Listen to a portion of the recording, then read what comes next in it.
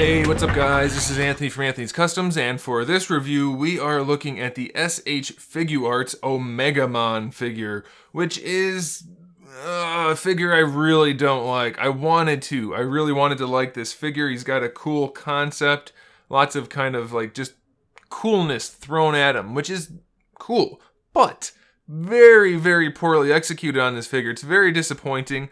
I've heard a lot of people say they really like this figure, and I've heard a lot of people say they really hate this figure, and I understand why, and I'm going to explain to you why. So let's get him off the stand and take a closer look. This guy stands roughly 7.5 inches tall, so he's very tall for an import figure in particular.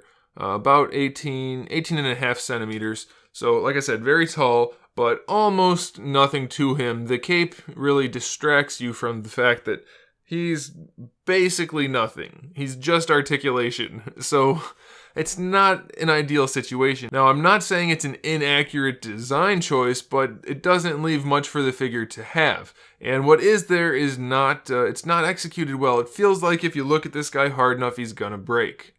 We'll get into that though. First, let's look at the accessories. The first ones I want to point out are these two guys at the top. I don't remember their names, and I imagine those guys have names, but I haven't followed Digimon in quite some time. So you get these cool little translucent guys that stand on the shoulders.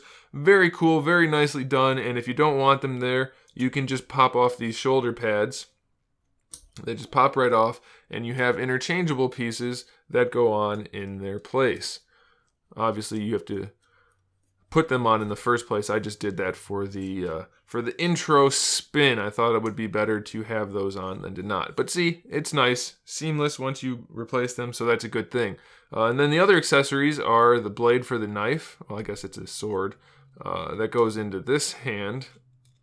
That just pegs in. It's nicely done, painted well enough. The yellow is translucent though, and it's not meant to be. The paint is not opaque, so that's a problem, but it looks good enough. And then we have the blaster on this side, also an accessory. I guess technically you would consider the cape an accessory. You have to kind of assemble it and peg it in to this piece back here, which is a total pain in the butt. You have to fold the cape up and peg it in and then put it in place and then droop it down like that. Personally, it's a lot of effort for something that just doesn't look very good. The red side looks pretty nice. This side looks not so nice.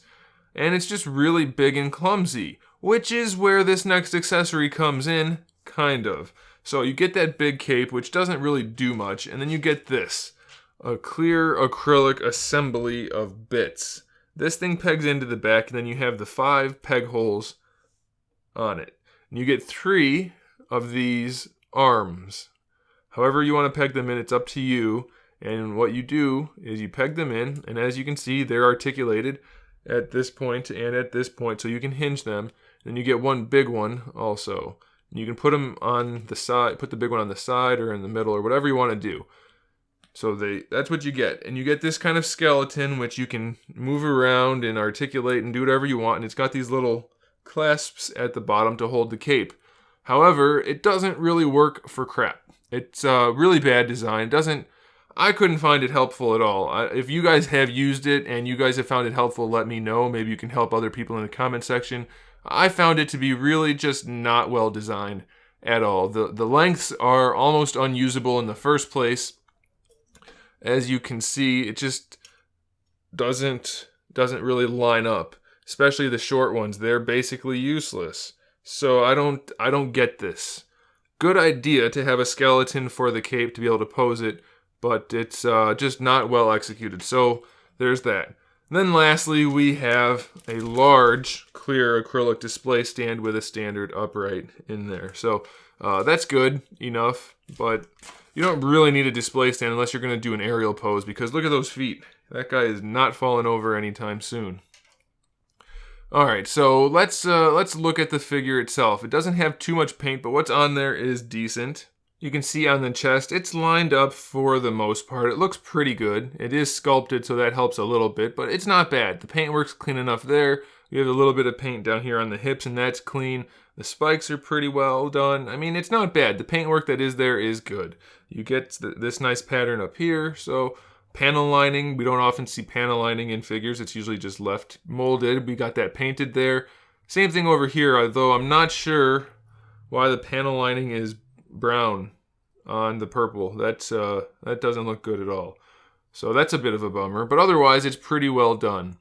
Now here's the problem, and the rest of the figure is kind of a problem. The plastic is very cheap feeling, and the articulation is not well designed. So you're gonna most likely break this guy if you pose him very much at all, and he's definitely gonna be a pain in the butt to pose. Plus, they left holes in his hips, and I don't think it's supposed to be like that. I mean, that should definitely be pegged up so that you don't see right through his hips. That's a bummer. So the head articulation, I believe it's just a single ball peg. You get a decent range of motion out of it, but it's still very limited by the sculpt of the head and of that collar. The eyes are painted pretty well in there, so that's cool, but you're not going to really be able to make them look it too much because of the way the whole torso thing is articulated. Not great. We do get a butterfly joint on either side. Kind of have to pull on it to get it to work, but you can bring it out a little bit. It doesn't really accomplish much, but it is there. We have our ball peg that lets the arm move around, the ball hinge that lets the shoulder work. This shoulder piece is fixed. This one has the ability to go up and down, so that's all right.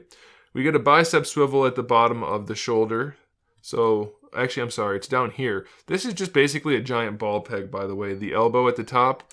So you can rotate that around and move it around, but it doesn't give you the best range of motion. It's not even 90 degrees, and it's just really clumsy looking. And then we get a second one underneath that to give you the double joint, but it's still just, it doesn't work very well, and it's very ugly, and it's a pain in the butt to pose.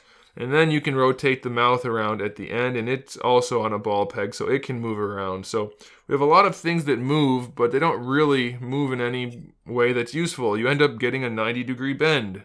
So it's just not great. The mouth does open up, so that looks cool enough, but it doesn't open up enough to fit the sword in without scratch marks. You see those orange spots right there? That's from this. It just doesn't fit. So that's a bummer. And then all of that's the same on this side, except it's a different shape of the mouth. So, I mean, articulation-wise, it's identical, really. And the gun thing fits in well enough, but it's still, I mean, it's better than the other side, but it's not great. It just feels, this whole thing feels cheap. It does not feel like an SH Figuarts figure, unless you're considering Mario as the standard, in which case it's about on par. This guy right here is hinged, this little piece, and then the whole upper torso has a hinge in it to let it lean forward, but just a little bit. So you're not going to really get much out of that upper torso.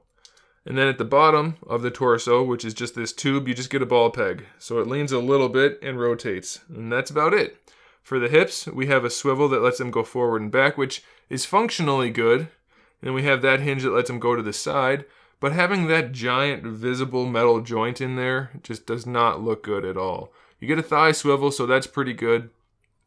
Double jointed, or I'm sorry, single jointed knee, which has really good range, but it's super thin, and you see that rivet thing in there again. So that's, you have to be really careful with this guy. I guess the knees aren't likely to break, but again, it's still very little plastic.